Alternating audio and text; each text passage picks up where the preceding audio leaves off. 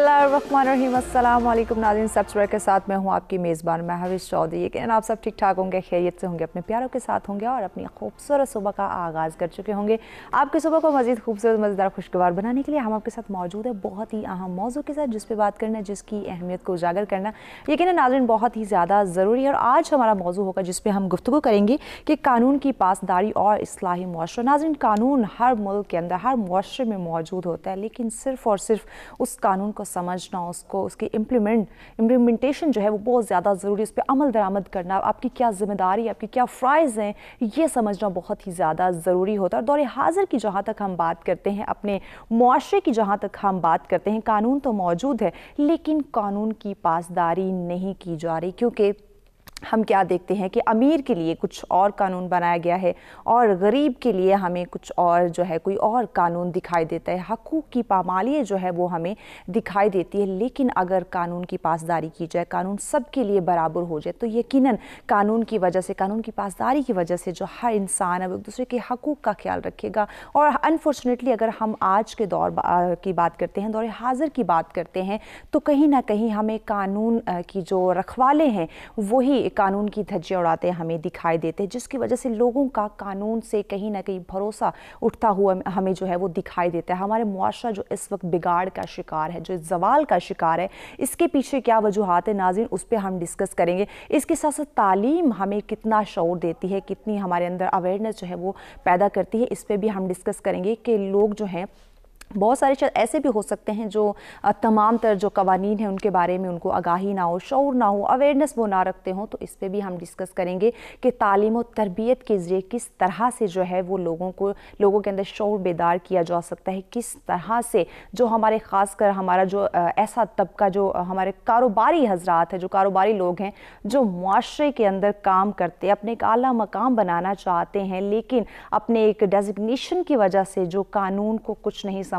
ये कहते जो हमारा डेजिग्नेशन है हमने सिर्फ उसको आला रखना है, कानून हमारे लिए नहीं है। तो नाज़रीन, इस पे भी हम बात करेंगे कि इसमें गलती, खामी, कोताही कहाँ पाई जा रही है, कौन जिम्मेदार है, अदारे जिम्मेदार हैं, या फिर हम इंडिविजुअली देखें तो हमारे इसमें कहीं ना कहीं कुछ ना कुछ ऐसी गलती पाई जा रही। इस पर भी हम डिस्कस करेंगे। आज के मौजू पर गुफ्तगू करने के लिए मेहमान हमारे साथ मौजूद है। उनका तारुफ करवाने से पहले हम बढ़ेंगे आज के वेदर की जानिब कि आज का मौसम हमें क्या इंडिकेट कर रहा है।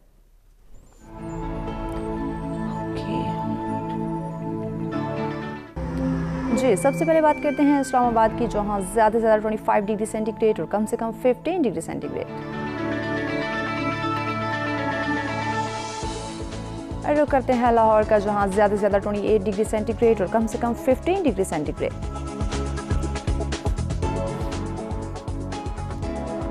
कुछ बात हो जाए कराची की, जहाँ ज़्यादा से ज़्यादा 34 डिग्री सेंटीग्रेड और कम से कम 19 डिग्री सेंटीग्रेड।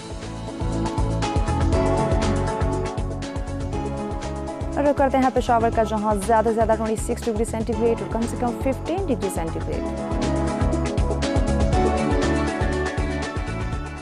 रुख करते हैं कोयटा का, जहाँ ज़्यादा से ज़्यादा 22 डिग्री सेंटीग्रेड और कम से कम 7 डिग्री सेंटीग्रेड।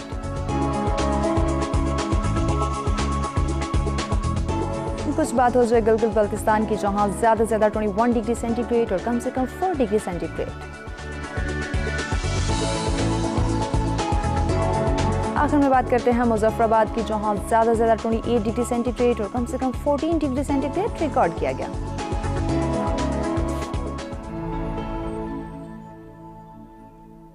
जी नाज़रीन, ये जानी आपने मौसम की सूरत हाल। हमेशा हम बात करते हैं कि जिस तरह से आप इस बदलते मौसम को एंजॉय करते हैं, बदलते मौसम से लुत्फ़अंदोज़ होते हैं, इसी तरह से नाज़रीन हमने अपनी ज़िंदगी का मौसम भी बदलना है, अपनी ज़िंदगी के मौसम को भी खुशगवार बनाना है। हर इंसान की ज़िंदगी में कुछ ना कुछ प्रॉब्लम्स, कुछ ना कुछ उतार चढ़ाव हमें दिखाई देता है। तो जब तक हम उनको डिस्कस नहीं करेंगे, उनके सोल्यूशंस की जानिब नहीं बढ़ेंगे, तो यकीनन हमारी ज़िंदगी में भी प्रॉब्लम जो है वो साथ साथ चलती रहेंगी। तो उन प्रॉब्लम्स का हल निकालना है और अपनी ज़िंदगी को हमने खुशगवार बनाना है। तो बढ़ते अब अपने मेहमानों की जानिब जो स्टूडियो में हमारे साथ मौजूद है उनका तारुफ करवाते हैं, ताकि आज के मौजू पे गुफ्तगू का आगाज़ किया जाए। हमारे साथ तशरीफ़ फरमाया है जी, आप माहिर तालीम हैं, प्रोफेसर डॉक्टर अब्दुल सबूर साहब। अस्सलाम वालेकुम। खुशामदीद कहेंगे आपको। थैंक यू, बहुत शुक्रिया जी। उनके साथ तशरीफ़ फरमा है आप माहिर कानून हैं जी, अतीक रसूल साहब। अस्सलाम वालेकुम। खुशामदीद कहेंगे आपको। बहुत शुक्रिया, आपने ज्वाइन किया। और जिस स्काइप पे हमारे साथ मौजूद है, आप एग्जीक्यूटिव डायरेक्टर हैं WPCO की, मारवी अवान साहिबा। अस्सलाम वालेकुम और खुशामदीद कहेंगे। बहुत शुक्रिया मारवी पारवी साहिबा। वालेकुम सलाम, बहुत शुक्रिया। बहुत शुक्रिया जी। प्रोफेसर डॉक्टर अब्दुल सबूर साहब, आपसे आगाज़ करते हैं, कानून की पासदारी कितनी अहमियत रखती है इस वक्त दौर हाजिर के अंदर? यकीनन मैं सबसे पहले इस बात को सराहूँगा कि एक बहुत ही खूबसूरत टॉपिक का आपने इंतखाब किया। बहुत शुक्रिया। यकीनन कानून की पासदारी ना सिर्फ अफराद की बल्कि कलेक्टिवली पूरे माशरे की ज़िम्मेदारी है। यकीनन। लेकिन इसको समझने की इस तरह ज़रूरत है कि कुछ कवानीन माशरे के, मुल्क के कवानीन होते हैं और कुछ अलहामी कवानीन हैं जी। अगर इन दोनों का खूबसूरत इम्तजाज कायम किया जाए तो फिर हम इसकी इम्प्लीमेंटेशन बेहतर तरीके से कर सकते हैं। और हमारे माशरे में चूँकि ओवर टाइम ये फील्ड बड़ा इग्नोर रहा है, तालीमी अदारों में भी और फिर सोशल लेवल पर भी, तो शायद कुछ चीज़ें अब ऐसी आ गई, जैसे कि टैक्स के कवानीन की हम बात करें, साइबर कवानीन बने उसकी बात करें, तो लोग उसको बिल्कुल वो मजाक की शक्ल में लेते हैं कि नहीं ये क्या हुआ, गाड़ी का हम जहाँ दिल चाहे हारन दे दें। तो इसका मतलब है इसकी अहमियत का अभी लोगों को अंदाज़ा ही नहीं है। बिल्कुल। तो जब तक हम पाकिस्तान का देखें कानून मौजूद है, अगर हम कॉन्स्टिट्यूशन ऑफ पाकिस्तान की बात करें तो वो अलहामी कानून के साथ अटैच्ड है। बिल्कुल। तो इसका मतलब ये हुआ कि बहुत सारे पैरामीटर्स हमारे पास अलहामी और अखलाकी भी मौजूद हैं और फिर उसी की बेस पे हमने अपना कॉन्स्टिट्यूशन बनाया। लेकिन उस कॉन्स्टिट्यूशन की बेस पर फिर टाइम एंड अगेन मुख्तलिफ कवानीन बनते रहे, एक्ट्स पास हुए। अब बहुत कम जगह ऐसी हैं जहां कानून में कोई लैकुना मौजूद है, ज़्यादातर प्रॉब्लम इम्प्लीमेंटेशन का है। सही। अब जब इम्प्लीमेंटेशन के प्रॉब्लम की बात करते हैं तो इसका मतलब है कि इंडिविजुअल्स को, अवाम को, माशरे के अफराद को कहीं कहीं अवेयरनेस का इशू है कि उन्हें अवेयरनेस नहीं, लेकिन मैं समझता हूँ कि ज़्यादातर ये इशू है कि हर बंदा अफरा तफरी में है और वो चाहता है कि मैं इस कानून को इग्नोर कर दूं। एक मिसकंसेप्शन है हमारे यहाँ, हम ये समझते हैं कि कोई भी ये कानून के हवाले से जो काम है, अच्छा काम, ये दूसरा करे मैं ना करूं, तो हम एक दूसरे को देखते रहते हैं। या ये मिसकंसेप्शन है कि अगर मैं करूंगा तो मेरे एक के करने से क्या होगा। भाई अफराद से ही कौमें बनती है ना। तो बेसिकली वो अपने आप को इग्नोर कर देता है जब एक इंडिविजुअल वो समझता है मेरा कोई रोल नहीं माशरे में, तो फिर वो भी दूसरों की तरह कानून की पासदारी नहीं करता। तो जब हम अच्छी कानून की पासदारी करेंगे तो उससे एक अच्छा माशरा तश्कील पाएगा। कोई शक नहीं। इस्लाह माशरा के लिए ज़रूरी है कि कानून की पासदारी हो। अगर हम माशरे को कामयाब बनाना चाहते हैं, खुशहाल बनाना चाहते हैं, तो यकीनन नाज़रीन उसके लिए ज़रूरी है कि हर इंसान जो है इंडिविजुअली अपनी जिम्मेदारी को समझे, कानून की पासदारी करे, ना कि कानून शिकनी की जाए, जिसकी वजह से आज हम हमारे मुआशरे में जो एक बहुत बड़ा बिगाड़ दिखाई दे रहा है वो इसी वजह से, जिस तरह हमारे मुअज़्ज़िज़ मेहमान ने भी कहा कि हर इंसान चाहता है कि मेरे एक के करने से क्या होगा। जब तक हम इंडिविजुअली अपनी जिम्मेदारी को नहीं समझेंगे, यकीनन हमारे मुआशरे में जो एक पुरअमन और खुशहाल मुआशरा हम कभी भी तश्कील नहीं पा सकते। आगे चल के बात करेंगे किस तरह से कानून को अमल दरामद करवाया जाए, कानून पे अमल पैरा हो जाए, अपने फ़र्ज़ को, अपने फ़राइज़ को सर अंजाम दिया, जिस पर बात की जाएगी। लेकिन वक्त जब तक ब्रेक का हमारे साथ रहेगा।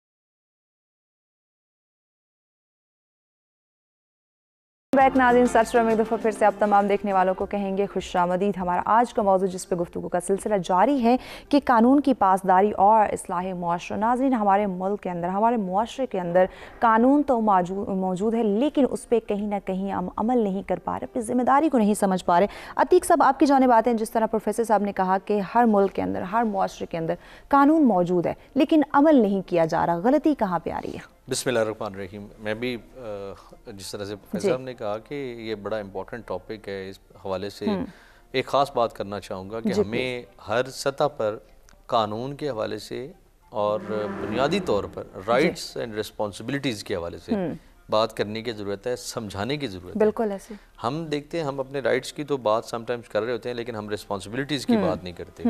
तो जहाँ पर किसी का राइट इन्फ्रिंज होता है, किसी के साथ ज़्यादती होती है, किसी का हक तल्फ होता है, तो समटाइम्स उसको प्रोटेक्ट करने के लिए, जैसे मॉरल वैल्यूज़ की या इल्हामी कवानीन की बात हो रही थी, समटाइम्स रियासत जो है वो अपना किरदार निभाती है। रियासत अपना जो है वो कानूनी एक ज़ाब्ता जो है वो बनाती है। जैसे कॉन्स्टिट्यूशन ऑफ पाकिस्तान 1973 का जिक्र हो रहा था, उसमें जो चैप्टर है फंडामेंटल राइट्स का, उसकी अगर आप डिटेल देखें तो लाइफ, लिबर्टी, उसकी फ्रीडम ऑफ इंफॉर्मेशन और एक्सप्रेशन, पार्टीज एसोसिएशन और सारी चीज़ें इसमें फंडामेंटल राइट्स के उसमें शामिल हैं। इसी तरह उसके जो राइट्स हैं उनको प्रोटेक्ट करने के हवाले से फिर मुख्तलिफ आगे जो है वो कवानीन बनाए जाते हैं। जिस तरह से हम आजकल जो है वो बहुत शोर मच रहा है, FBR के कवानीन है, FIA के कवानीन है, या दीगर जो सोशल मीडिया जिस तरह से अब जो है वो वास्ट हो रही है, ये दुनिया ग्लोबलाइज हो रही है। तो वक्त के साथ साथ चीज़ें समझ आई हैं कि किसी शख्स की इजाज़त के बगैर उसकी फ़ोटोज़, उसकी वीडियोज़ या उसकी प्राइवेसी जो है वो लीक करने का इख्तियार हमें नहीं, हम सोशल मीडिया हर एक के साथ शेयर नहीं कर सकते। तो वक्त के साथ ये डेवलपमेंट हुई है, चीज़ समझ आई है कि आप किसी शख्स की इजाज़त के बगैर उसकी आज़ादी जो है वो इस तरह से नहीं सल्ब कर सकते। इसी तरह उसको आप चाहे अच्छे तरह से चाहे उसको डिफेम करने के हवाले से चाहें, आप इस तरह की चीज़ें शेयर नहीं कर सकते। अब ज़बानी तौर पर आप समझा नहीं सकते, कोई शख्स इंडिविजुअली भी नहीं समझा सकता। तो यहाँ पर फिर रियासत का रोल आता है। रियासत फिर जो है वो समझती है कि कैसे इस चीज़ को हम जो है वो रेगुलराइज कर सकते हैं, कैसे कवानीन बना के हम लोगों को रोक सकते हैं। फिर उनकी अवेयरनेस दी जाती है कि अगर आप ये काम करेंगे तो आप इस कानून की खिलाफ वर्जी करेंगे। अगर आप जानते बूझते रुकते नहीं है तो फिर इस कानून के तहत आपको जो है वो कानून के कटहरे में लाया जाएगा और आपको जो है जाहिर है एक प्रोसीजर कंप्लीट करने के बाद आपको सजा और जजा का सिलसिला होगा। तो इस हवाले से आप देख लें कि कानून की कितनी अहमियत है कि किसी शख्स की आप जो है वो इवन सोशल मीडिया का चूंकि यूज़ हो रहा है, हर एक जिसका दिल करता है कोई वीडियो कहीं से उठा ली उसको शेयर करते चले जाते हैं। तो जो शेयर कर रहे होते हैं वो भी उससे उस गैर कानूनी जो काम है उसका इर्तिकाब कर रहे होते हैं। जो सबसे पहले वो शेयर करता है वो भी, और फिर ये कंटिन्यू सिलसिला रहता है। तो आप देखें, हमें बेसिकली ये समझाने की ज़रूरत है कि आपकी आज़ादी आपकी नाक की हद तक ख़त्म हो जाती है। आपने ये देखना है, अगर आप इससे आगे जाएंगे, तजावुज़ करेंगे, तो आप किसी न किसी का हक जो है वो सल्ब कर रहे होंगे। और हो सकता है कि वो हक जो है किसी कानून के तहत प्रोटेक्टेड हो। तो फिर उस शख्स के पास ये राइट है कि वो अपनी एप्लीकेशन इदारों के जरिए देके आपके खिलाफ कार्रवाई कर सकते हैं। यानी इस तरह के कवानीन मौजूद हैं, सिर्फ और सिर्फ हमें शऊर की, अवेयरनेस की ज़रूरत है। मारवी साहब, आपकी जानिब आते हैं, आपकी भी राय हम जानना चाहेंगे। कानून की पासदारी और इस्लाही मुआशरा कितना ज़्यादा ज़रूरी है कि हर इंसान को अवेयरनेस हो, शऊर हो कि उसने कानून की पासदारी करनी है, जो कवानीन बनाए गए हैं उन पर अमल दरामद होना है, ना कि उन्होंने कानून तोड़ने हैं अपने डेजिग्नेशन का नाजायज़ फ़ायदा उठाते हुए। थैंक यू, आपका बहुत शुक्रिया मुझे इस प्रोग्राम में शामिल करने के लिए और बहुत ही अहम टॉपिक रखने के लिए, जो कि हमारे सुनने वाले ये जानेंगे कि कानून कितना ज्यादा इम्पोर्टेंट है। अब कानून को असल में लोगों को बहुत ज्यादा डरा दिया गया है मैविश कानून से कि कानूनी मामलात में ना फंस जाओ, कोर्ट कचहरी में ना पड़ जाओ और थाने तो ऐसे हैं। और ये जो कॉन्सेप्ट है इसने एक खूबसूरत कानून को जो कि हमें एम्पावर्ड कर रहा है। कानून एक ऐसी चीज है जो हर फर्द को एम्पावर्ड कर रहा है। जब भी आपके ऊपर कोई मुश्किल आती है और जब आपको अपने कानूनी राइट्स पता चलते हैं तो आप अपने आप को मोटिवेटेड फील करते हो, एम्पावर्ड फील करते हो कि मुझे तो ये मालूम ही नहीं था कि मेरे इतने राइट्स हैं। अगर मेरे साथ फ्रॉड हो गया है या अगर मेरी कोई गाड़ी का एक्सीडेंट हो गया है या अगर मेरे साथ कोई ऐसा मामला दरपेश आ गया है, मेरे हुकूक की पामाली की गई है, तो कितना खूबसूरत है कानून जो मुझे प्रोटेक्ट कर रहा है। अब अफसोस की ये बात है कि कानून के बारे में जो जानकारी है वो हमें सही वक्त पर नहीं होती है।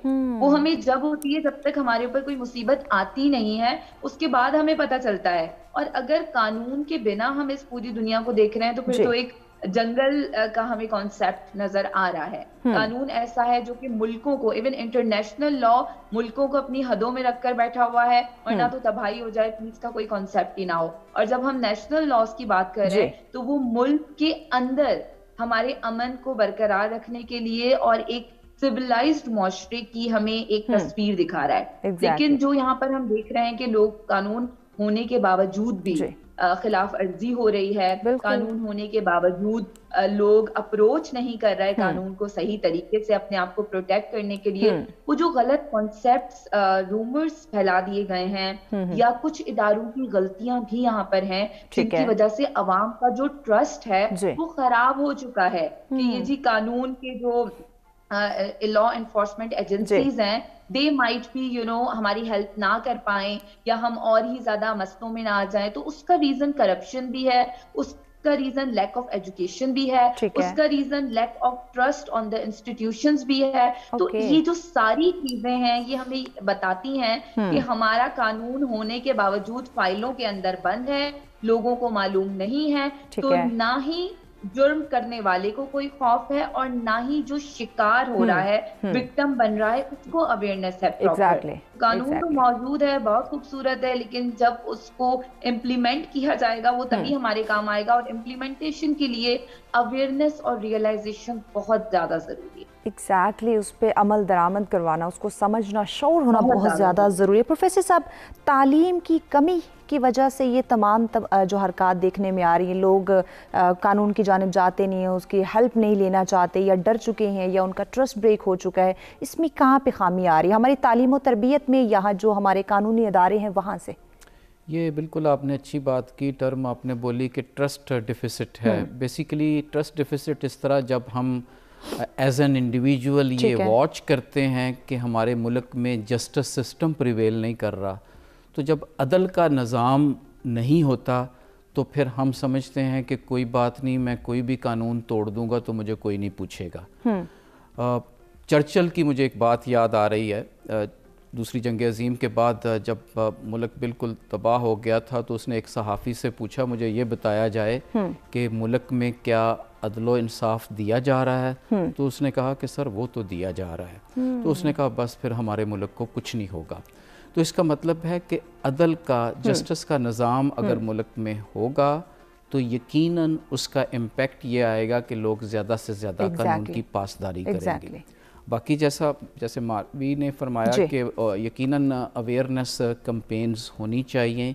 ये ऐसा होता है कि कुछ कवानीन जब हमारे साथ कोई हादसा होता है तो फिर हमारे इल्म में आते हैं। बिल्कुल। तो ये चीज़ें अब बहुत ज़्यादा ओपन होनी चाहिए। सोशल मीडिया का दौर है।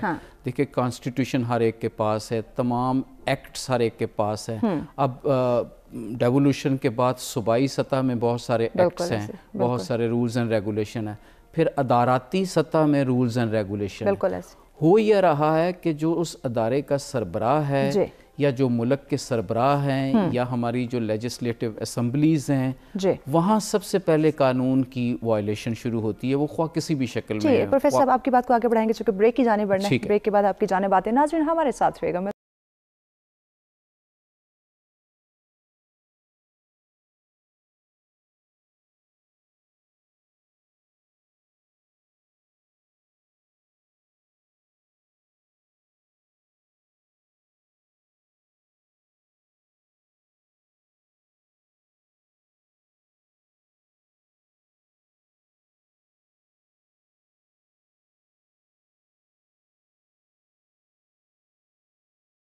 हमारा आज का मौजूद जिस पे गुफ्तगू का सिलसिला जारी है कि कानून की पासदारी और इस्लाही मुआशरा। प्रोफेसर साहब, ब्रेक पे जाने से पहले आपसे गुफ्तगू का सिलसिला जारी था, अदारों की क्या जिम्मेदारी है उस पर आप गुफ्तगू करते हैं? जी, मैं ये बात कर रहा था कि हमारे जो लेजिस्लेटर्स हैं, लॉ मेकर्स हैं, बहुत ज़्यादा अगर हम देखें अदाद शुमार नोट करें तो बहुत सारी जो कानून की वायलेशन हो रही है वो किसी भी लेवल पर हो, उसमें ज़्यादा स्टैटिस्टिक्स इन लोगों के नाम ही निकलते हैं। हम किसी का नाम नहीं ले रहे, लेकिन मैं वैसे इन जनरल बता रहा हूँ। ठीक है। इसका होता यह है कि फिर निचली सतह पे यही मैसेज ट्रांसमिट होता है सोसाइटी में, अवाम में, और बहुत सारा जो ये वो ट्रेंड है ना जो ऊपर से नीचे आते हैं, ऊपर से नीचे आता है।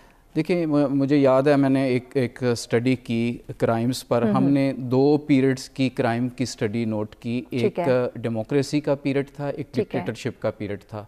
तो वेरी इंटरेस्टिंगली कि जो डेमोक्रेसी का पीरियड है इसमें जराइम की शरह जो है वो ज़्यादा रही है as compare to dictatorship period. ये इस पर मैंने अमेरिका में एक कॉन्फ्रेंस में पेपर भी पढ़ा। दिलचस्प बात यह है, चूँकि अदारों की बात हुई, इंस्टीट्यूशनल स्ट्रेंथनिंग की, वो अदारे जो एक डिक्टेटरशिप पीरियड में सक्सेसफुली वर्क करते हैं, लेकिन वही अदारे डेमोक्रेटिक पीरियड में सक्सेसफुली वर्क नहीं करते, इसलिए लॉ की वायलेशन होती है। रीज़न क्या, मैं उस पॉइंट की तरफ आता हूँ। वो MNA, वो MPA बहुत सारी जगहों में उन क्रिमिनल्स को, लॉ को वायलेट करने वालों को प्रोटेक्ट कर रहा होता है। हत्ता कि ऐसे केसेस भी मौजूद हैं कि एक छोटा सा चलान हो गया किसी का मोटर बाइक पे, कार पे, तो वो भी उस MNA MPA की या काउंसलर की जिम्मेदारी है, चलो यार चलान छुड़वा दो। तो ये यहाँ से फिर सोसाइटी में एक मैसेज फ्लोट हो गया कि कभी भी हम कोई चीज़ वायलेट करेंगे तो यकीनन उसका हमें फ़ायदा होगा। अच्छा, यही सिस्टम अब हमारे टैक्स में है। FBR माशाल्लाह बड़ा अच्छा काम कर रहा है, लेकिन FBR को भी जो सामना करना पड़ रहा है, टैक्स का जो हमारा एक्ट है ना पाकिस्तान का, दुनिया के बेस्ट एक्ट्स में है, लेकिन उसकी वर्स्ट इम्प्लीमेंटेशन पाकिस्तान में है। टैक्स की कलेक्शन में क्या है, जो कलेक्टर आएगा वो खुद ही तरीके बताएगा कि आप इन 2-3 चीज़ों को ऐसे मैनेज कर लो, क्योंकि गवर्नमेंट को आप दोगे टैक्स तो 12 लाख बनेगा, तो हम इसकी एडजस्टमेंट 3 लाख में कर लेते हैं। तो अब गवर्नमेंट के खाते में सिर्फ उसमें 1 लाख गया, 2 लाख फिर वो करप्शन के ज़िम्रे में आ गया। तो दिस इज़ हाउ के जो लोग इम्प्लीमेंट करने में जो ह्यूमन रिसोर्स है, जो मैन पावर है, उसकी बहुत ज़्यादा तरबियत की ज़रूरत है। लॉ की तो अवेयरनेस अपनी जगह, लेकिन वो लोग जो लॉ को इम्प्लीमेंट कर रहे हैं उनकी बहुत रिगोरस उनकी भी काउंसलिंग और तरबियत बहुत ज़्यादा ज़रूरत है। अतीक साहब, आपकी जानिब आते हैं, जिस तरह गुफ्तगू की जा रही है कि कवानीन मौजूद हैं, तमाम तर लॉज मौजूद हैं, लोग डर गए हैं, उनका ट्रस्ट जो है वो ब्रेक हो चुका है, और कहीं ना कहीं हम देखते हैं मुआशरे के अंदर जो बहुत बड़ा बिगाड़ आया, जो जराइम की शरह जिस तरह प्रोफेसर साहब ने कहा कि बढ़ती दिखाई दे रही है, इसकी क्या वजूहात हैं? देखिए, बड़ा इम्पोर्टेंट एक पॉइंट है, चेक्स एंड बैलेंसेस का सिस्टम, ठीक है, अकाउंटेबिलिटी। हम कानून बना देते हैं, ठीक है, लोगों को अवेयरनेस भी टू सम एक्सटेंट दे देते हैं, लेकिन चेक एंड बैलेंस नहीं रहता, जिसके जरिए हमने इम्प्लीमेंट करना है। अगर उस इदारे की और उस सरकारी मुलाजिम की कोई पूछताछ नहीं है, कुछ अकाउंटेबिलिटी नहीं है, कोई जवाबदेही नहीं है, अगर वो खुद अपनी रिस्पॉन्सिबिलिटीज़ और अपनी ड्यूटीज़ को, जिस तरह से करप्शन का हम जिक्र करते हैं, मेल प्रैक्टिसेस का हम जिक्र करते हैं, अगर वो इस तरह की बातों में इन्वॉल्व होता है, उसकी सज़ा और जज़ा का सिलसिला जब तक नहीं होगा प्रॉपर, तब तक हम लोगों का ट्रस्ट जो है वो नहीं जीत सकते। अगर कोई शख्स किसी हवाले से कोई कंप्लेंट दर्ज करवाता है, इवन छोटी सी मिसाल ले दें कि FIR होती है, FIR के बाद इन्वेस्टिगेशन ऑफिसर जो है उसने तमाम जो प्रोसीडिंग्स हैं वो करनी है, इन्वेस्टिगेट करना है मैटर को। अब वो जो लिख देगा वही जो है वो कोर्ट में पेश होगा, वही सुप्रीम कोर्ट तक अगर आपका केस जाता है तो वही वहाँ पर पेश होगा। अगर वो वहाँ पर कुछ गलती कर देता है, कुछ प्रॉपर इनके जो एविडेंस जिस तरह से आने चाहिए, वो कुछ चीज़ें पैसे लेके या किसी और वजह से वो अगर हटा देता है, सफाई मिसल पर नहीं लेकर आता, तो जिस शख्स ने FIR दर्ज कराई है उसने तो कानून का सहारा ले लिया, लेकिन जिसने कानून को इम्प्लीमेंट करना था जिस इदारे के जरिए, वहाँ पर अगर सारे मामलात ख़राब हो गए तो अल्टीमेटली उसकी खराबी और उसकी परेशानी और उसकी जो कामयाबी की रेशो है वो नीचे चली गई, उसके चांसेस कम हो गए। फिर वही कुछ जाता है कोर्ट में, कोर्ट ने तो वो कुछ देखना है जो कि फाइल पर मौजूद है, जो कि बतौर एविडेंस सामने आया है। तो अब जहाँ से कमी शुरू हो गई, अल्टीमेटली उसका नुकसान क्या होगा? जिसने कंप्लेंट दर्ज करवाई है, जिसके साथ ज्यादती हुई, जिसका कोई राइट इन्फ्रिंज हुआ है। तो हमें ये देखना है कि हम अपने इदारों में कितनी बेहतरीन अकाउंटेबिलिटी कर रहे हैं। हम यहाँ पर बात तो करते हैं कि कानून मौजूद है लेकिन इम्प्लीमेंटेशन नहीं है, हम बात तो करते हैं कि लोगों को जो है वो कुछ अब तक अवेयरनेस है या और देने की ज़रूरत है, लेकिन साथ साथ ये देखना बहुत ज़रूरी है कि जिन इदारों के ज़रिए हमने इम्प्लीमेंटेशन करवानी है, क्या उनको भी कोई पूछने वाला मौजूद है? अगर वो किसी के साथ ज्यादती करते हैं, आप देखें ना जो हमारा महकमा माल है, जो आपके रेवेन्यू रिकॉर्ड है, उसमें क्या कुछ होता है। इवन आप देख लें लोगों की जो मिल्कियत के मामला, खासतौर ओवरसीज़ पाकिस्तानीज़ हैं, उनके बहुत ज़्यादा मसाइल। हम ओवरसीज़ पाकिस्तानीज़ की बात करते हैं, वो ज़मीन खरीदते हैं, यहाँ से वापस चले जाते हैं, कहीं से वापस जब आते हैं तो उनकी ज़मीन पर किसी ने कब्जा कर लिया होता है। अब उस कब्जे को छुड़ाने के लिए उनको कोर्ट में केस करना पड़ता है, उस केस को लड़ने के लिए उनके साल दरकार हैं। इस दौरान में जो डॉक्यूमेंट होने चाहिए वहाँ पर उनके साथ पटवारी ज्यादती कर रहा होता है। और अतीक साहब देखिए, जब हर इंसान जानता है कोई भी, हम ये नहीं कह सकते कि किसी को ना पता हो, सबको मालूम है कि कानून मौजूद है, लेकिन कोई ऐसे लोगों की हौसला अफजाई भी तो करते हैं जो इतने वो खुलेआम तरीके से वहाँ पे जाके कब्जा कर लेते हैं किसी की जायदाद के ऊपर, किसी के हकूक के ऊपर। कोई ना कोई तो हौसला अफजाई करने वाला उनके पीछे होता है और इन्हीं इदारों में से होते हैं। दुरुस्त बात है आपकी, मैं वही बात कर रहा हूँ कि इनमें महकमा माल के या पटवारी, तहसीलदार और इस तरह के लोग उनके साथ शामिल होते हैं। ये एक माफिया या गैंग जिसे आप कहते हैं वो पूरा बना होता है। Exactly. इसमें कब्जा माफिया है, जिनके पास अपने लोग हैं जो ये काम करते हैं, मौके पे जाके कब्जा करते हैं। उनको डॉक्यूमेंट्री सपोर्ट देने के लिए आपके डिपार्टमेंट समटाइम्स जो है उनमें काम करने वाले लोग इनको शामिल होते हैं। फिर उनको समटाइम्स आप देखते हैं जो करप्ट, सब नहीं लेकिन जो करप्ट पुलिस के लोग हैं वो उनको सपोर्ट कर रहे होते हैं। फिर इसी तरह टाउट्स बेसिकली कोर्ट्स के अंदर भी समटाइम्स हम देखते हैं कि वो मौजूद होते हैं। तो ये पूरा गैंग और एक माफिया की शक्ल में आके जब वो काम करते हैं, उनके साथ लड़ना एक कॉमन मैन के लिए मुमकिन नहीं रहता। अब यहाँ पर क्या रिस्पॉन्सिबिलिटी है? यहाँ पर यह है कि जिस मुल्क की इदारे की जो आप यूँ समझ लें कि कानून की बात हो रही है, तो वहाँ पर उस इदारे को चेक करने के लिए, उसके अफसरान को चेक करने के लिए, उसके मुलाजमीन को चेक करने के लिए अकाउंटेबिलिटी का एक स्ट्रॉन्ग जो है वो मैकेनिज्म होना चाहिए। कहीं से ऐसी कंप्लेन आए, फौरी तौर पर आप देखें कि ये इस पे गलत है या सही है और उनको सजा और जजा दें। आम आदमी कितनी ज्यादती कर लेता है, किसी के साथ कितना उसने कर लेना है। अगर ये आपका सिस्टम जो है बेसिकली वो बेहतर हो जाएगा तो मामलात आपके बहुत ज़्यादा बेहतरीन की तरफ चले जाएंगे। चेक्स एंड बैलेंसेस जो है वो बहुत ज़रूरी है। बिल्कुल, सिस्टम को दुरुस्त करने की ज़रूरत है। तमाम तरह इदारों के अंदर चेक एंड बैलेंस का होना बहुत ज़्यादा ज़रूरी है। मारवी साहब, आपकी जानिब आते हैं, हम मुआशरे के अंदर देखते हैं कि लोगों की हक तलफी हो रही है, उनके हकूक़ जो हैं वो पामाल किए जा रहे हैं, तो आप कानून के होते हुए कैसे देखती हैं मुआशरे को? नविश, लोगों की हक तलफी हो रही है और उनके हुकूक पामाल करने वाला कौन है?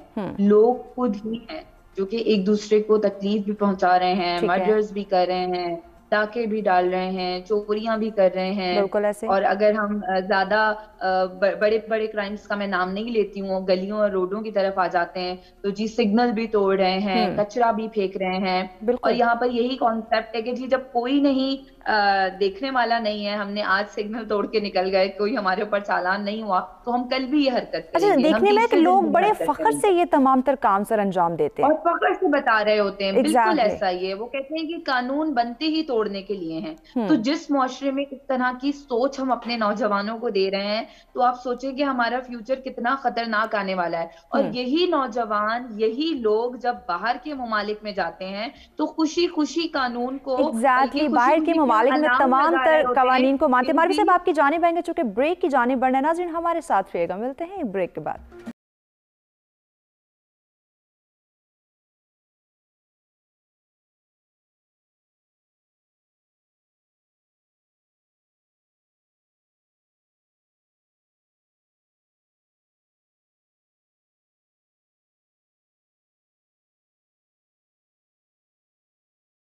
नाज़रीन, सब्सक्राइब में एक दफ़ा फिर से आप तमाम देखने वालों को कहेंगे खुशामदीद। हमारा आज का मौजू जिस पे गुफ्तगू का सिलसिला जारी है कि कानून की पासदारी और इस्लाही मुआशरा। आज के मौजू पे गुफ्तगू करने के लिए मेहमान भी हमारे साथ मौजूद हैं जी। प्रोफेसर डॉक्टर अब्दुल सबूर साहब हमारे साथ हैं जी, अतीक रसूल साहब हमारे साथ हैं और स्काइप पे मारवी अवान साहिबा हमारे साथ हैं जी। मारवी साहब, आपकी जानिब आते हैं, ब्रेक पे जाने से पहले आपसे गुफ्तगू का सिलसिला जारी था कि अपने मुल्क के अंदर, पाकिस्तान के अंदर जो लोग अपने कवानीन को नहीं मानते, कानून की पासदारी नहीं करते, वही लोग बैरून मुल्क जब जाते हैं तो उन्हीं कवानीन पे अमल दरामद वो करते हैं। इस बारे में आप गुफ्तगू कर रही थी, कंटिन्यू कीजिए प्लीज।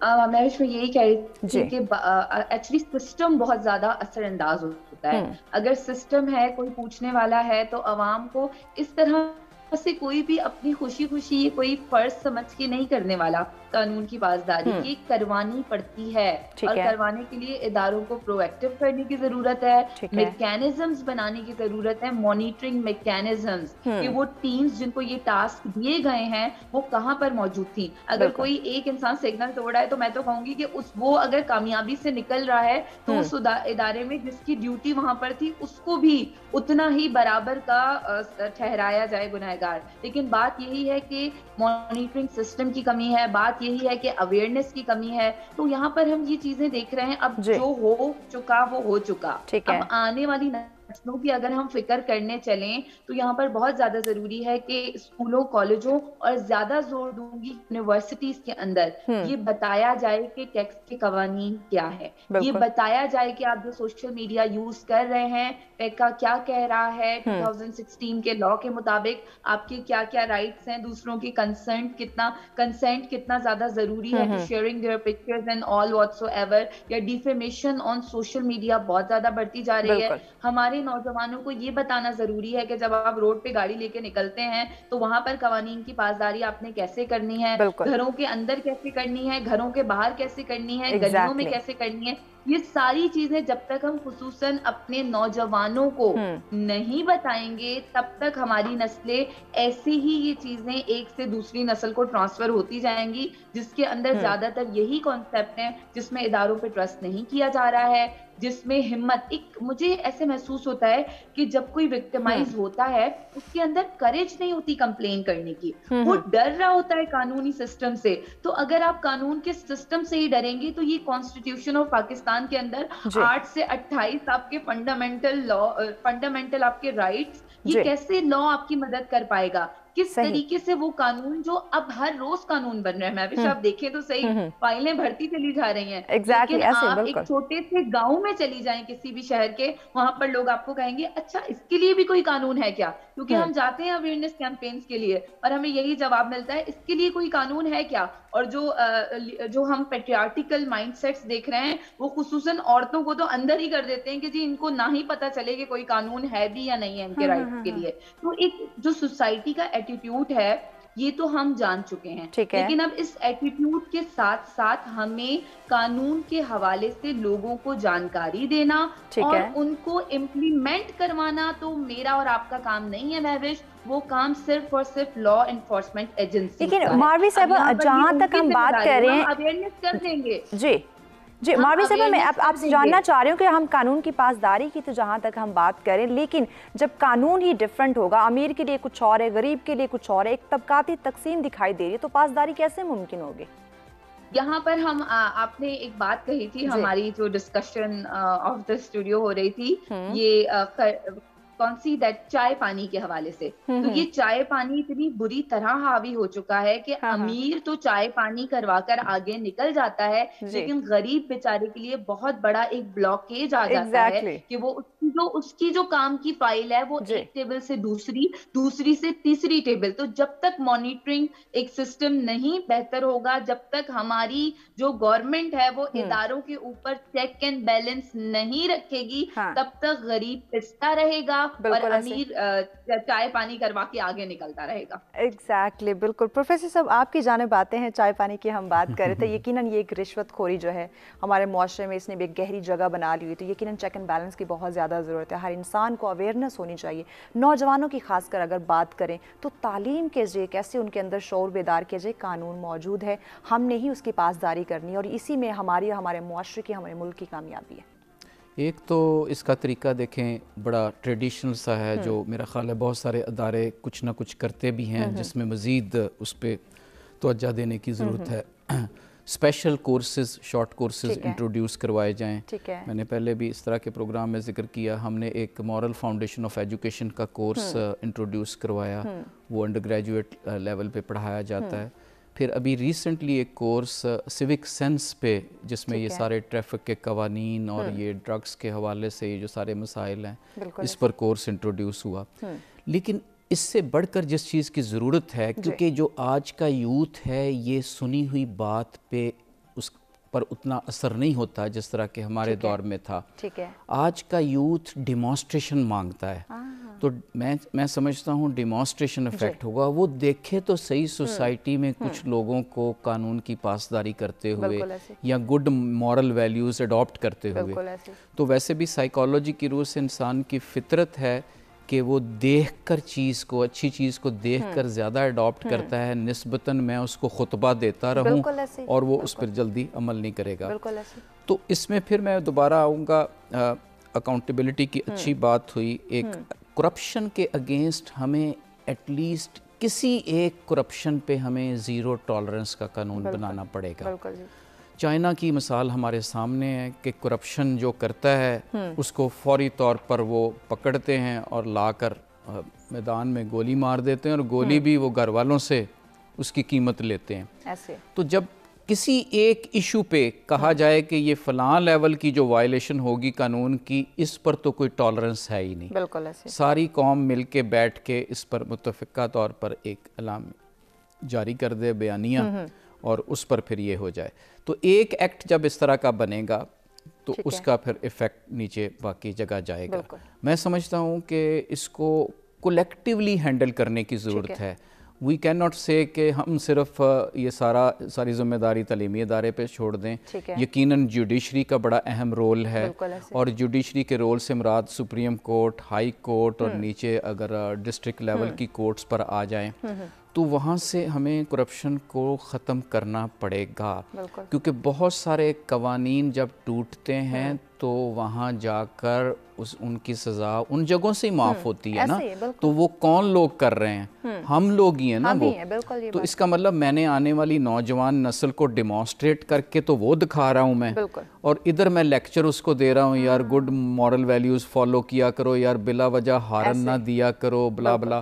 तो कर कुछ और है, दिखा कुछ और है। तो इस तरह बिल्कुल ठीक कहा मारवी ने कि ये विशियस सर्कल है, ये बढ़ता जाएगा, बल्कि ये हालात मज़ीद ख़राब होते जाएंगे वक्त के साथ। बिल्कुल दिन ब दिन जो है collective effort is required. Exactly दिन ब दिन ये हालात बिगड़ सकते हैं। तो ये जो तबकाती तकसीम है इसका खात्मा बहुत ज़्यादा ज़रूरी है, और हर इंसान को इंडिविजुअली सोचना होगा, अपनी जिम्मेदारी को समझना होगा, कानून की पासदारी करनी होगी, तभी हम कामयाबी की राह पर गामजन हो सकते हैं। मज़ीद भी अपने मेहमानों से गुफ्तगू के सिलसिले को आगे बढ़ाएंगे, लेकिन वक्त हो जाता है ब्रेक का, हमारे साथ रहिएगा।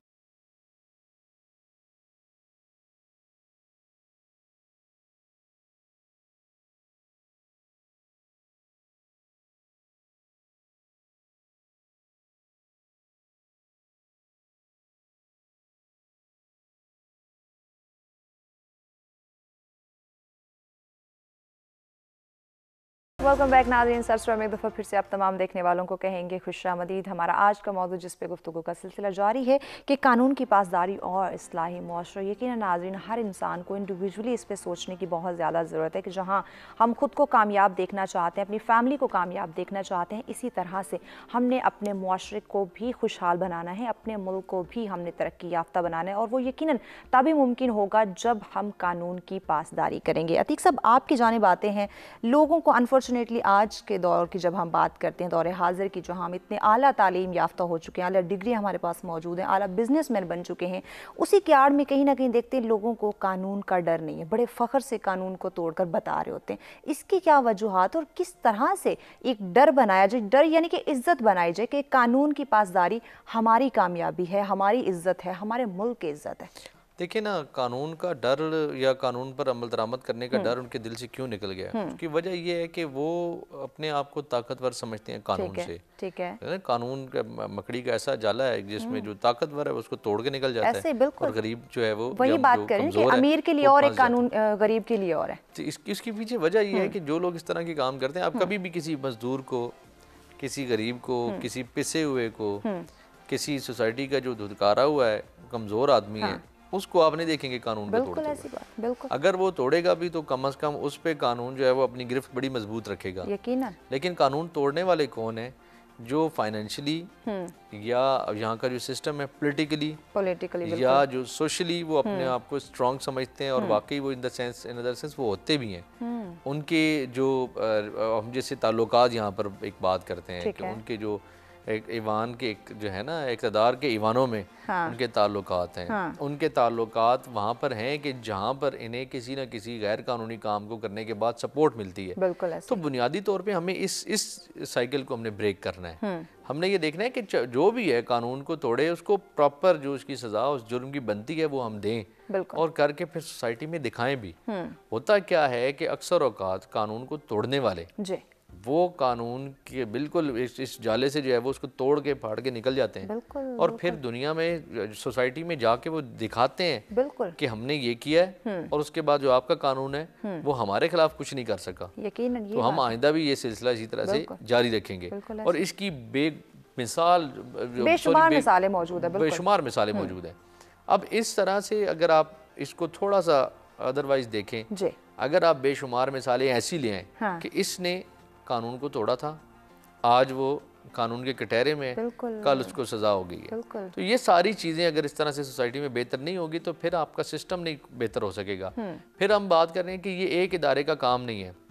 जिस तरह से मैं शेयर कर रहा था कि अगर किसी के साथ कोई ज़मीन का कोई झगड़ा है तो अगर वहाँ से मामला उसके जो महकमा माल है जो वहाँ से सिलसिला शुरू होता है, फिर वो आगे बढ़ता हुआ जो है वो आपके कहीं को खुदा ना खासा इस तरह का मसला हो, पुलिस इन्वॉल्व हो, वहाँ से होता हुआ फिर कोर्ट्स तक आता है, फिर अल्टीमेटली जो है वो सूरत हाल आगे की तरफ जाती है। तो हमने जो ग्रास रूट लेवल पे मामला है उसकी जो जड़ है उसको वहाँ से हमने कैप्चर करना है और उसको दुरुस्त करना है। अगर हम इस सिलसिले को ग्रास रूट लेवल तक नहीं लेके जाएंगे, अवेयरनेस भी देंगे, अकाउंटेबिलिटी भी करेंगे और साथ साथ जहाँ कहीं इसकी वायलेशन होती है उस पर सज़ा ऐसे नहीं देंगे, जब तक हम ये सज़ाएं नहीं देंगे और दुनिया को दिखाएंगे नहीं कि जिसने ये जुर्म किया। अब चाइना की मिसाल आप दे रहे थे, आप दीगर ममालिक के, आप जो डेवलप्ड कंट्रीज़ हैं, जब आप उनकी बात करते हैं तो वहाँ पर आप देखते हैं कि कानून तोड़ने वालों के साथ किस तरह से जो है वो निपटा जाता है।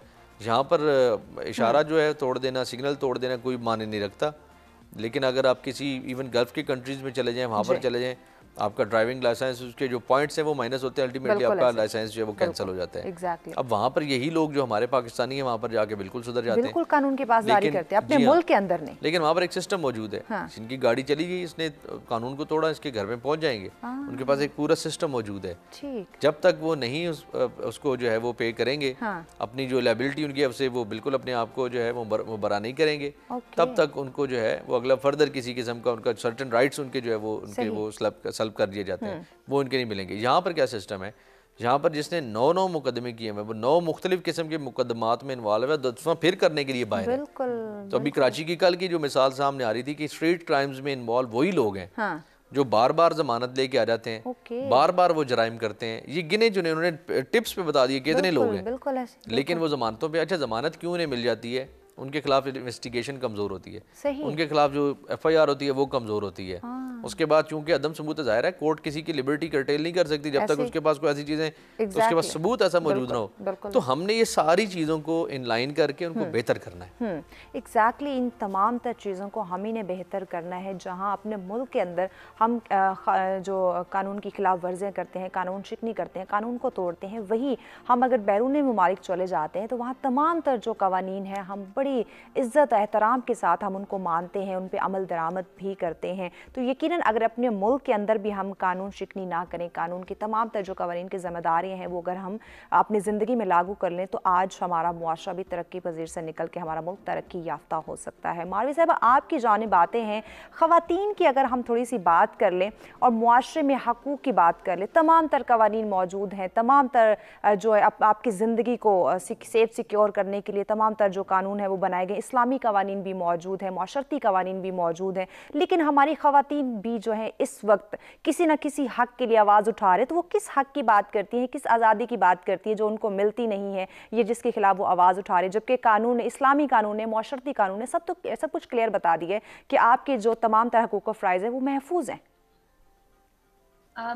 हम यहाँ पर स्पेसिफिकली जो ख़वातीन के हुकूक के साथ मसाइल हैं उनकी बात करते हैं, तो हमें कहीं दूर जाने की ज़रूरत नहीं है। अगर आप मीडिया पे ही देख लेंगे तो हर रोज़ औरत को कत्ल करने के वाक़यात हमारे सामने आ रहे होते हैं, डिस्क्रिमिनेशन किस तरह से की जा रही होती है वो हमारे सामने आ रही होती है। हमारा मज़हब बहुत खूबसूरत है, उसमें ख़वातीन को जितने हुकूक दिए हुए हैं उतना किसी और मज़हब में दुनिया में हमें नज़र नहीं आते। लेकिन यहाँ पर साथ है कि वो क्या वो हुकूक ख़वातीन को दे भी रहे हैं या नहीं। यहाँ पर हम प्रॉपर्टी की बात देखिए, हमें ये मालूम है कि अक्सर बच्चियों की शादी इसीलिए नहीं करवाई जाती कि जी प्रॉपर्टी दूसरे घर में चली जाएगी, या खानदान से बाहर इसलिए नहीं करवाई जाती कि प्रॉपर्टी का शेयर देना पड़ेगा, या औरतों बच्चियों को नहीं पढ़ाया जाता कि वो अपना हक ना मांग लें और जहेज की सूरत में जो भी दिया जाता है दे दिया जाता है। आगे बेटी का अगर घर खराब हो जाए या वो तशद्दुद का करे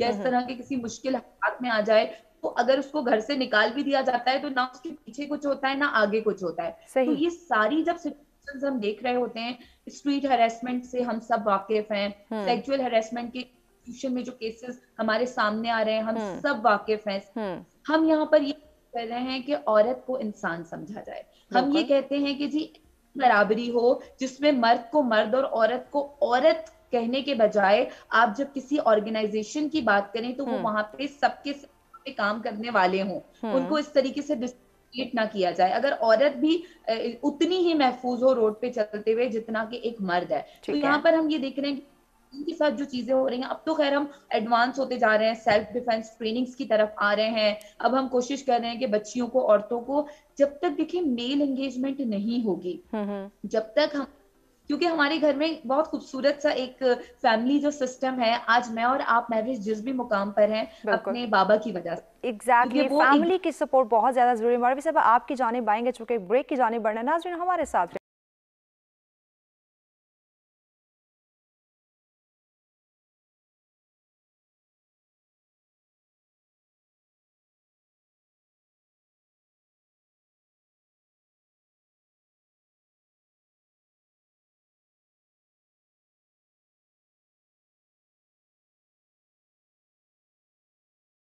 वेलकम बैक नाज़रीन। साथ में एक दफ़ा फिर से आप तमाम देखने वालों को कहेंगे खुशामदीद। हमारा आज का मौजूद जिस पे गुफ्तगू का सिलसिला जारी है, कानून की पासदारी और इस्लाही मुआशरत। जी मारवी साहबा आपकी जानिब आते हैं। ब्रेक पे जाने से पहले आपसे गुफ्तगू का सिलसिला जारी था, आप अपनी बात कंटिन्यू कीजिए। मैं इसमें यही कहना चाह रही हूँ कि यहाँ पर जितने भी लोग रहने वाले हैं, अगर वो इस डिस्क्रिमिनेशन की जो एक अजीब सी चीज हमारे यहाँ पर है कि बेटियों का पैदा होने नहीं किया जाता और बेटा पैदा होता है तो जश्न मनाए जाते हैं, अगर ये चीज वही दिनों के अंदर खत्म हो जाए तो तब्दीली काफी अच्छी हद तक आएगी। और जब हम राइट्स की बात करते हैं तो वो किसी एक जेंडर के लिए नहीं है, वो ख्वाजा सिरा के लिए भी हैं, वो खवातीन के लिए भी हैं, वो मर्दों के लिए भी हैं। बिल्कुल, इसकी इम्प्लीमेंटेशन के हवाले से भी हम सबको काम करने की जरूरत है। तो ये जो डिस्क्रिमिनेशन और ये जो हम देख रहे हैं कि किसी एक जेंडर को टारगेट करना और उसी जेंडर के हुकूक की पामाली करना, वैसे तो हर ह्यूमन खतरे के अंदर हैं, लेकिन अगर जो जेंडर डिस्क्रिमिनेशन आ जाती है वो ट्रांसजेंडर्स को तो बहुत ही ज्यादा वल्नरेबल कर रही है। सेकंड नंबर पे खबर, और उसके बाद ह्यूमन राइट्स तो ओवरऑल आ रहे हैं हमारे उस जमरे में कि जब अब तक लोग समझ ही नहीं पाए हैं कि यूनिवर्सल हमारे 30 जो हमें यूनाइटेड नेशंस की तरफ से जो हमारा यूनिट का देता है डॉक्यूमेंट, उन 30 हमारे आर्टिकल्स के अंदर एक वो आर्टिकल भी है कि दूसरों के आप जो राइट हैं उसको भी फुलफिल कीजिए, उनकी भी रिस्पेक्ट कीजिए, उनकी रिस्पॉन्सिबिलिटी। यहाँ पर हमारे ये दूसरों का भी। अच्छा मैं भी ये हमारी सारी आज की गुफ्तगू से एक चीज मेरी आ रही थी, मैं चाह रही थी कि उसको शेयर किया जाए। यहाँ पर हमें तब्दीली लाने के लिए अब जो लोग कानून को इम्प्लीमेंट कर रहे हैं बेहतर तरीके से, उनको अप्रिशिएट अमल को शुरू कर देना चाहिए, क्योंकि उन जो बनाकर सामने लेकर आएंगे तो जो कानून को जो है वायोलेट कर रहे हैं उनको में भी कुछ शर्म, कुछ एहसास और कुछ कंपटीशन उनके अंदर पैदा हो जाए कि जी ये he is a hero because वो कानून पे बेहतर तरीके जिस तरह मारवी साहबा हम ये जो रिसेंटली केस था नूर मुकद्दम वाला, इसके हवाले से बात करें तो जितनी जल्दी इससे उसको यकीनन इंसाफ मिला है तो यकीनन इसको अप्रिशिएट करना चाहिए ताकि मजीद कानून की पासदारी। तो आगे चल के इसको आप कैसे देखते हैं? देखिए अभी भी मैं तो बहुत ही ज्यादा खवातीन के हुकूक के हवाले से काम कर रही होती हूँ, ख्वाजा सिरा के हुकूक से।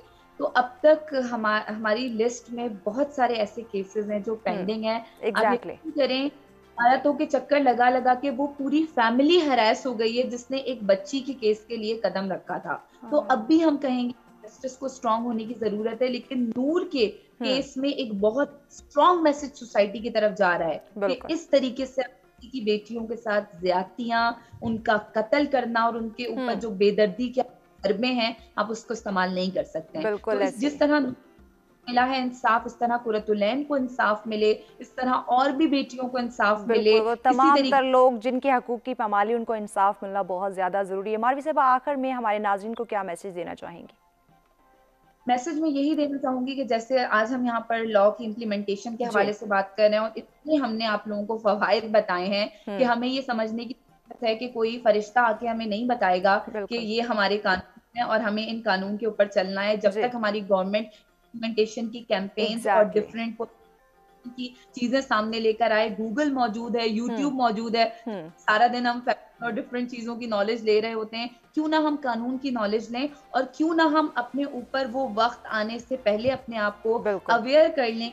ये हमारे कानून है और माँ और बाप जिनकी जिम्मेदारी होती है बच्चों की तरबियत करना, अगर आप अपनी तरबियत के अमल के अंदर उनको कानून के हवाले से जो जान है वो भी देना शुरू, उनको बताना शुरू कर दें कानून के बारे में, तो हमारा मुआशरा आगे बहुत ही अच्छी शेप में आएगा। यकीनन, कोई शक नहीं। बहुत शुक्रिया मारवी साहब, आपने वक्त दिया, बहुत शुक्रिया। जी प्रोफेसर साहब, आपकी जानिब आते हैं, टाइम शॉर्ट है। आज की तमाम तर गुफ्तगू को मद्देनजर रखते आप क्या कहना चाहेंगे? यकीनन जब हम कानून की पासदारी करते हैं तो उसमें बेशुमार फ़वाइद आ जाते हैं। जी मैं तो ये कहूँगा, देखें, हमें रोल मॉडल्स में इजाफा करना है। ठीक है। सबसे की रोल मॉडल हमारे पास कायद-ए-आज़म मोहम्मद अली जिन्ना की सूरत में है। मैं एक बात कर दूं, मुझे बड़ी फैसिनेशन होती है ये बात पढ़ के, सुन के, कि वो कानून की इतनी खूबसूरत पासदारी करते थे कि इवन अंग्रेज़ भी उनसे मरऊब थे। क्या बात, बिल्कुल ऐसे। तो हमें ऐसे रोल मॉडल टॉप लेवल से जनरेट करने हैं। तो इसका मतलब है टॉप डाउन अप्रोच एक तरफ आएगी।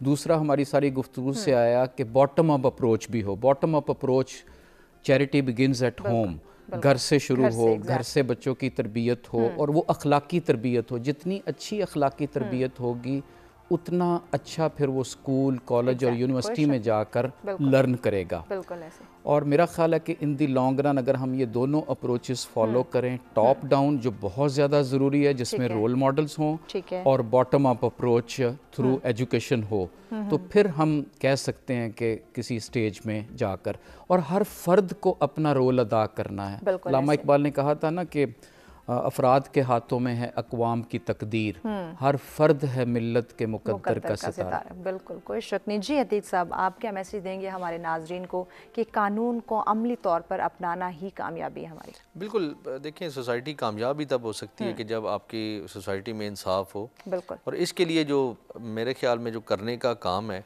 वो ये है कि हमें अपनी अकाउंटेबिलिटी का जो सिस्टम है इदारों के अंदर और इवन जो हमारे प्राइवेट सेक्टर हैं उसमें भी, उसको हमने बेहतर से बेहतरीन बनाना है। और साथ साथ हमने लोगों को अवेयरनेस देनी है कि अगर कोई खुदा न खासा उनके साथ इदारे की तरफ से अगर कोई ज़्यादती हो रही है तो उसको अकाउंटेबल ठहराने के लिए कानून मौजूद है। आप उसको जो है वो फौरी तौर पर उसको मुतहर्रिक करें, उसमें तहरीक लाएं।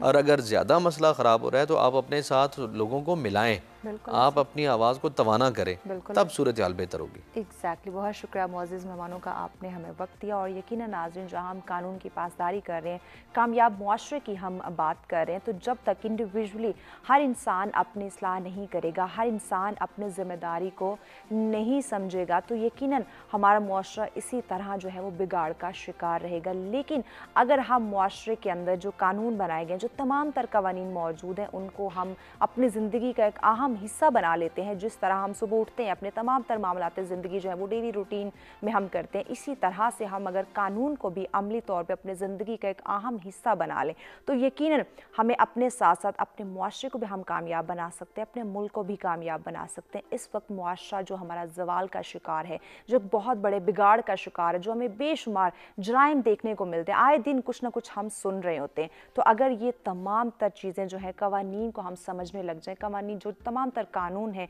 उनकी ज़िम्मेदारियाँ जो है अमल दरामद हम शुरू कर दें, तो आज इस बिगाड़ से, इस ज़वाल से, इन जराइम से हमें छुटकारा मिल सकता है। और ये तभी होगा, ये इसका आगाज़ हमारे घर से होना है, हमारी तालीम और तरबियत से होना है। हर इंसान ने अपना रोल प्ले करना है। ये हमने नहीं सोचना कि मेरे एक करने से क्या होगा, नहीं।